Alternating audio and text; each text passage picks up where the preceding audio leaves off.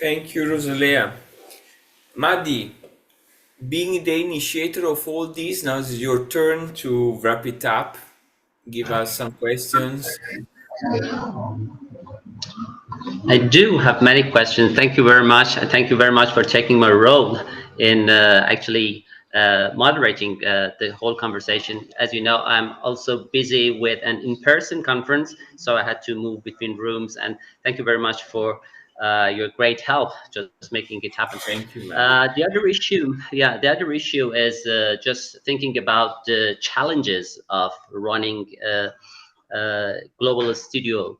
There might be some regional issues or some regional, challenges that we may face through our department or departments like most of the departments in the Middle East. I'm really interested in knowing from the experiences of our colleagues in other regions, just probably a few words in terms of overcoming regional conflicts problem or issues that a region might have far beyond the national borders. How can they just manage this issue through this idea of global studio? And I think there should be some ideas from other countries who have already done it. My question or my suggestion is just to have a few words, 2-3 sentences from each of the participants about how to overcome regional or national issues through organizing or performing this great idea of global studio. And my second question probably would be how to work with the professional societies. What are the roles of the professional societies and their connections with the academic sphere? I think Michelle, are you with us? We can try to go back with you. Michelle, are you online? I see. This video in the Maybe Alessandro, you can add some Yeah, few yeah, words yeah, I because will I know that start. you were. I'm checking Yeah. if Winston, are you online? You want to add something? If Winston is here. The question is how to go beyond the local concerns while developing the charrette. What is your perspective?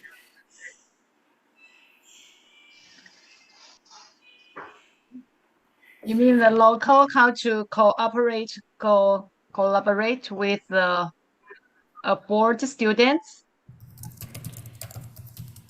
No, while I'm developing, I think the question of Mahdi is while developing the charrettes and participating in Global Studio, how do we bridge the local approach and culture for the big audience, for the global audience?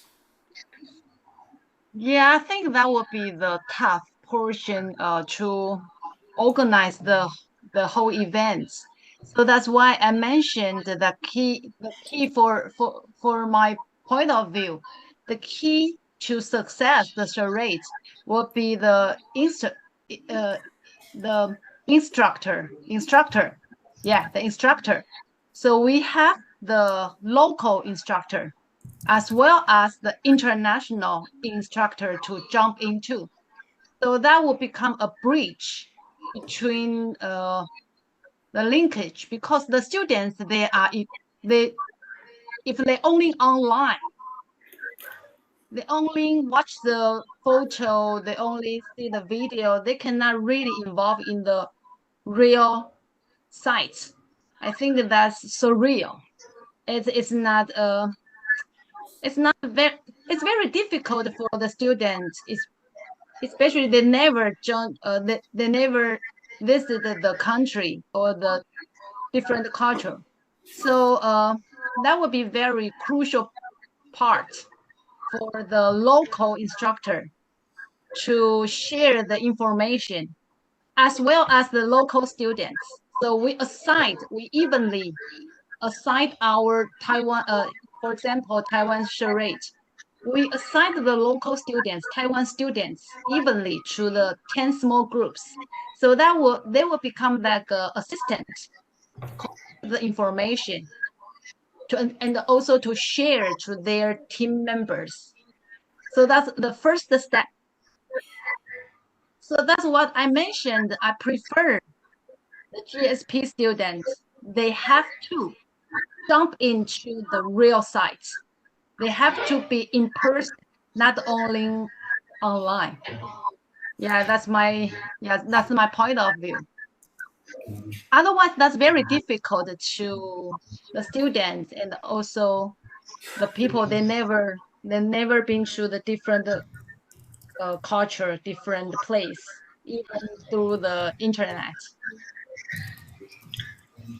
In that words, I think Garrett's approach to field work as a very important part of the learning process in the studio, I think is a very helpful solution for this issue. I think people should be more engaged with the field, so we need to make everything around the field work. That's a very important issue in terms of running charrette as well. I think again it makes things complicated when it comes to doing things online, but there are some advantages in doing that as well, especially in terms of moving beyond borders and moving from south to north.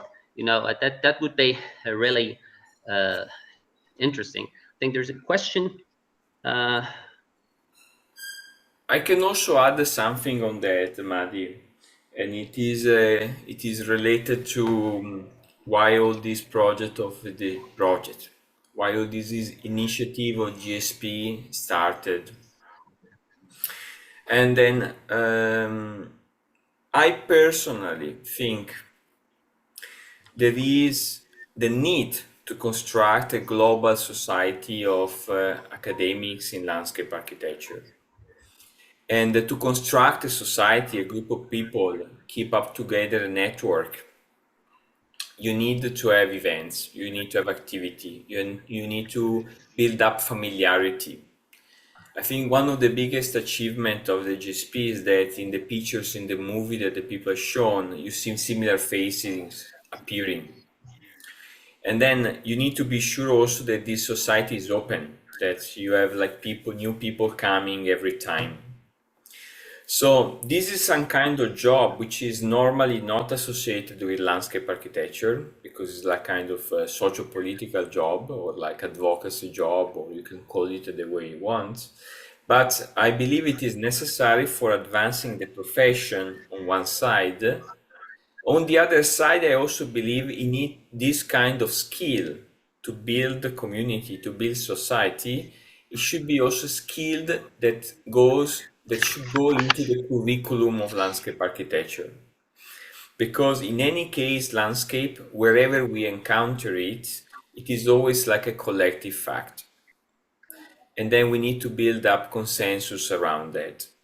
So this Global Studio Charrette, it was both an attempt to build such a network, a social group, but also to make the people participating into it to face the difficulties and to start to develop thinking. How can we really go against the tide, go against all these difficulties and really build up a family?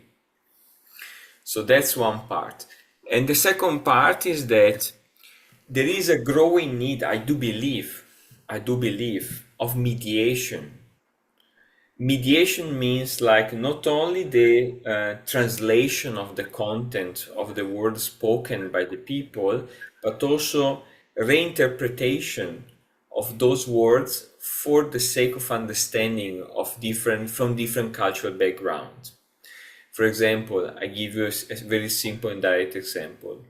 I'm European, and I moved in the East, in Far East, in 10 years ago.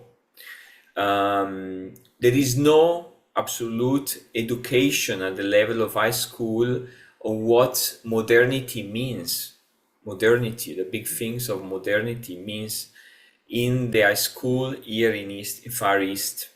But most of our theoretical education in landscape at university level somehow, because it's somehow westernized or based on Western, develop on concept of modernity. So in truth, the people don't understand anything of what is said. The truth is that. Also, when I hear presentation like those of Rosalea presentation are extremely advanced, sophisticated.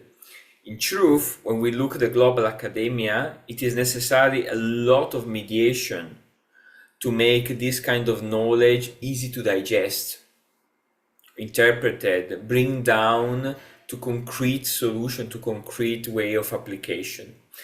And it is not a complaint against Rosalea, absolutely the opposite.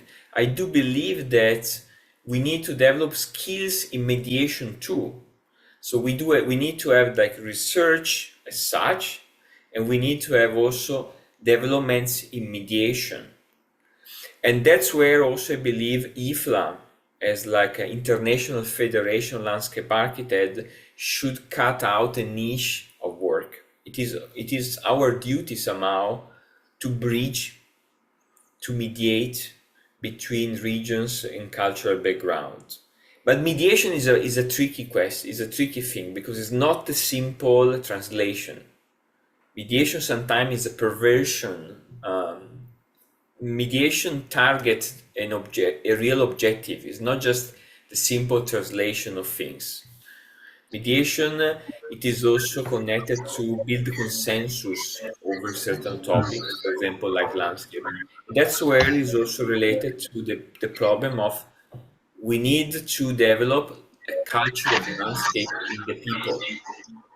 Not everyone around the world has got a landscape culture. And in truth, we live all in the landscape today. So we need more development in terms of a landscape culture. That's where mediation also play a key role, I do believe. That's where I think we are trying to do something with IFLA. So what by mediation, you mean a mediating agent or a mediating person or a mediating process? Which one? Mediating means like there should be a person, it should be like a physical person which is able to cross cultural boundaries and not only translate, but translate in such a way that the reason of the information is passed in the communication. It's not only the information, but the information and the context. So to say, it is connected to another context. So it becomes performative. If you only have translation, people may understand, but they don't know what to do with that information. If you have mediation, you have translation, and also the connection of that information with the context in which this information is received. So it becomes something performative. So that's where we absolutely need more developments. And it is not the job that, for example, Garrett is doing. Garrett is doing an anthropological job, which is trying to understand the differences from his own perspective, so to say. We need mediation also of the work of Garrett. Funny enough, I mean, Garrett is studying African landscape culture, Middle Eastern landscape culture, with a Western mindset, inevitable. So we need someone that mediates his understanding back again into something that become proactive in the country of origin. It's a very complex process, but those kind of things, I think, are crucial crucial actors for the future development of our disciplines. If we don't have those and the discipline tend to go towards something scientific, more scientific, where there is not actual need of mediation, I think I subscribe with someone else.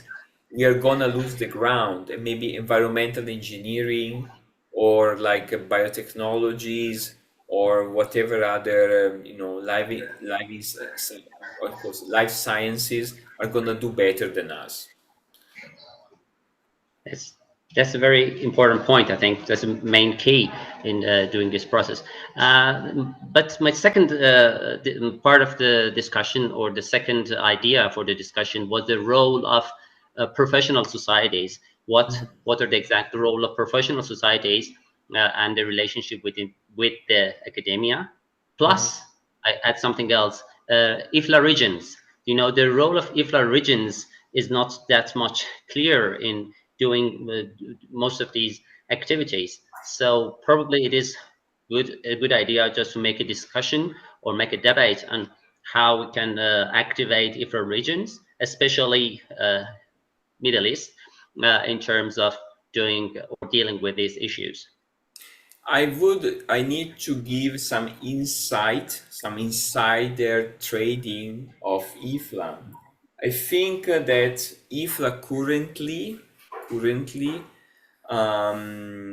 is witnessing some kind of resurgence of importance or value. Why? Because from every IFRA region currently we have a set of people which are participating actively in the World Executive Committee. So, from a past in which the regions were very much detached from the World Assembly, currently we have a lot of interfacing. Not by chance, we had Jala Mazumi open today as like Vice President of IFLA and President of Middle East.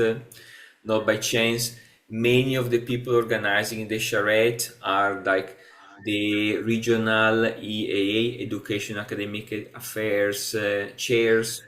So it is like a good moment in which IFLA is trying to do the best to reconnect and to create like a global platform.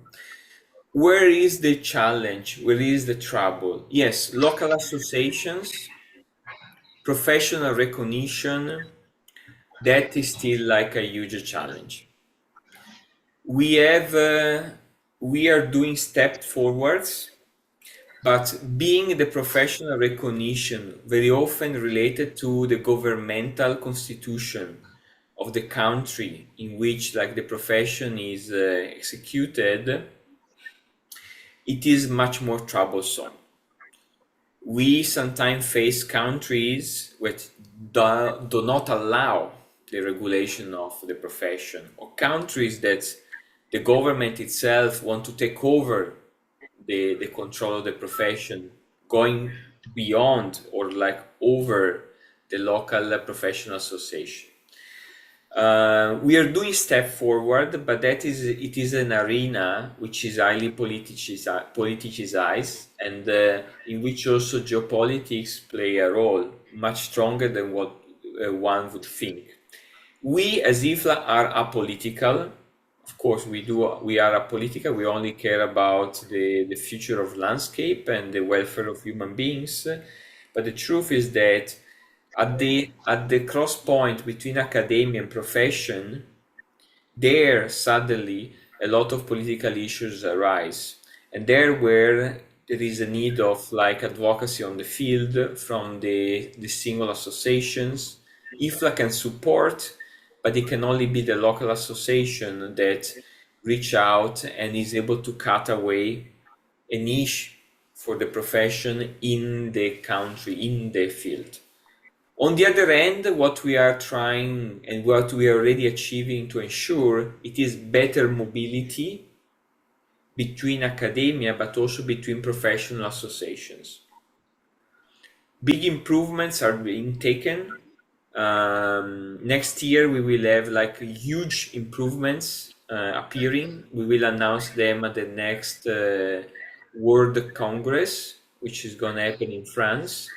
And then in the future, 2, 3 years, the mobility for landscape architect may be even higher than the mobility for architects. But this does not mean that locally, then the landscape architect may have the problem of how to practice, because they need them to be recognized by their own government and so on, by their local governments. But the mobility for sure, at least for what is under the control of IFLA, is increasing steadily and exponentially. Thank you very much, Rosalie. Is there anything that you want to add to the debate in terms of dealing with these issues? Maybe just to echo a little what Alessandro was saying, but maybe I'll just coming back to sort of the relationship with the practice. I think we have to be careful not to just blur the relationship between the two. We, like, in a way, you know, the institutional environment, the pedagogical space is one that we think we need to keep in a way distinct from practice, because we have a set of, in a way, we should be pushing the sort of evolution of practice in the direction of practice. Because here, the pedagogical space is the space of where we can, in a way, inquire, look at sort of ways of developing sort of strategies for moving forward, and it allows that sort of environment of exploration and sort of research. Not to say that there should be not a connection to practice, but I think we need to protect that space a little bit. Because when we think of practice itself, if we take it out of the educational environment, it has to, in a way, it has another set of complexities that it's dealing with. And so I guess there's a relationship, but we need to keep them distinctly sort of separate. And then in terms of the one thing that I was super impressed by in terms of listening to the global studio projects is the fact that it enables that sort of exchange internationally. So students who, and I saw the chat happening as well, there was a student in Australia who was looking at how they would engage with the global studio in Mexico, which is a phenomenal opportunity for students to learn from their other students that might be located in other countries. I think that's a wonderful opportunity.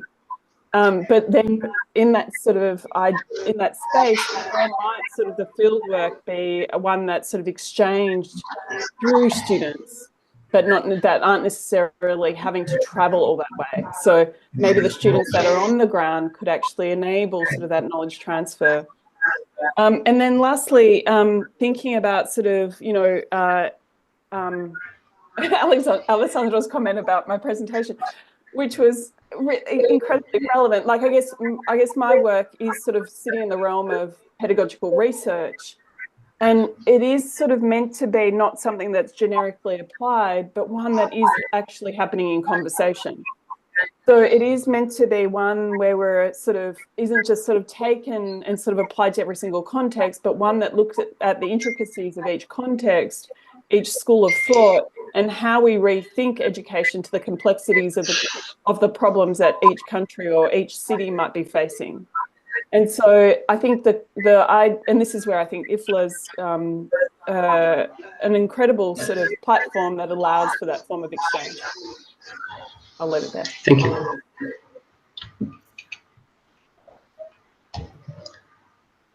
Thank you very much. Thank you for your comments on that. Alessandro, are there any final notes or final words that you want to add to conclude the session? Because it seems like there is like when I put my camera on my I don't know if Mr. Vogt want to add still something. I see that they are writing. Are people from? Yeah. Okay.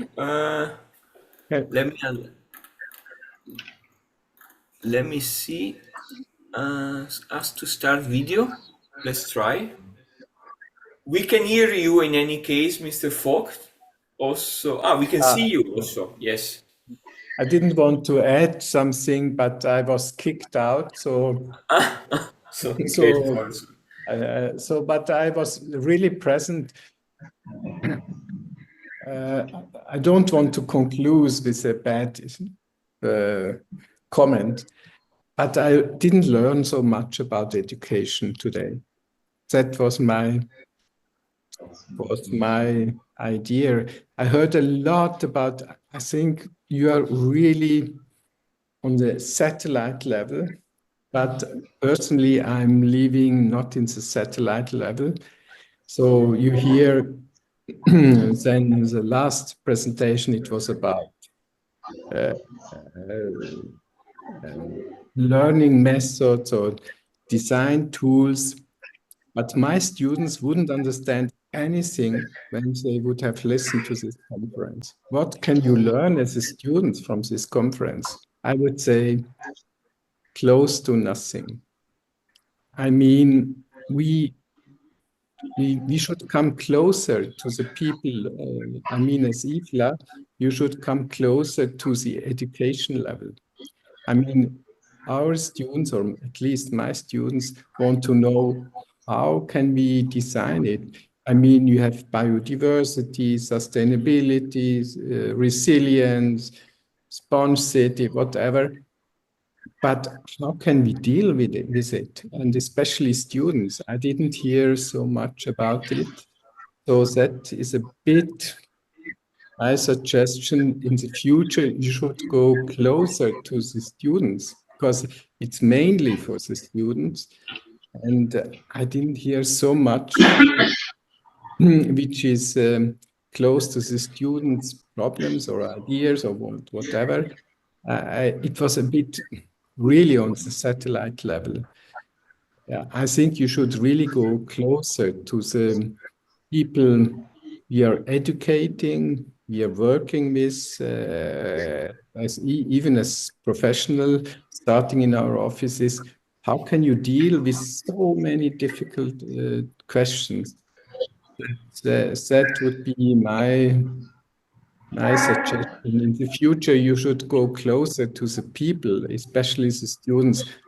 How how can we solve all these problems? And especially my students are asking me, it's so difficult to do this job because there's so many questions. And when I always tell them, listen, when I was a student, there were no questions around the table. Now you have real questions to solve. But in the same time, we should give them some advice how to work with these questions because it's on different levels, climate change and then they really believe they can solve a question on their project, whatever it is, but this project is very small compared to the questions, the worldwide questions like climate change. We should go closer. And what are our suggestions and what are our experiences from different parts of the world? That's what I miss a little bit. I would say my students wouldn't have learned anything from this congress today. Yeah, you're And right. On we this, should you're really absolutely right. But we have got many webinars still to do, and then this was expected also to be more informative across the region. Was targeting too much the academics. Yes, you're right. yes, definitely. Definitely. Mahdi, you want to wrap it up? I just want to thank everyone. I just want to thank Shukran, Vivian, Amer, Michelle, Rose for their wonderful contribution to the session, and I really want to thank you, Alessandro, for your great job that you did for this session. I'm really, very much thankful to IFLA, Education and Academic Affairs Committee as well. Thank you very much. Thank everyone for making this happen. And I hope that this can continue in future meetings or future personal communications to make things happen, especially in our region, where there are a lot of landscape architectural projects. There is a growing profession, and there are some specific regional issues in terms of conflicts, in terms of climate change, in terms of migration, and all these things. I'm really much looking forward to keeping this conversation and communications for future. Thank you very much. That's it. Thank you. So good day, good evening to everyone, and to the next. Thanks again for whoever participate. Thank you. Thank you. Bye. Bye bye.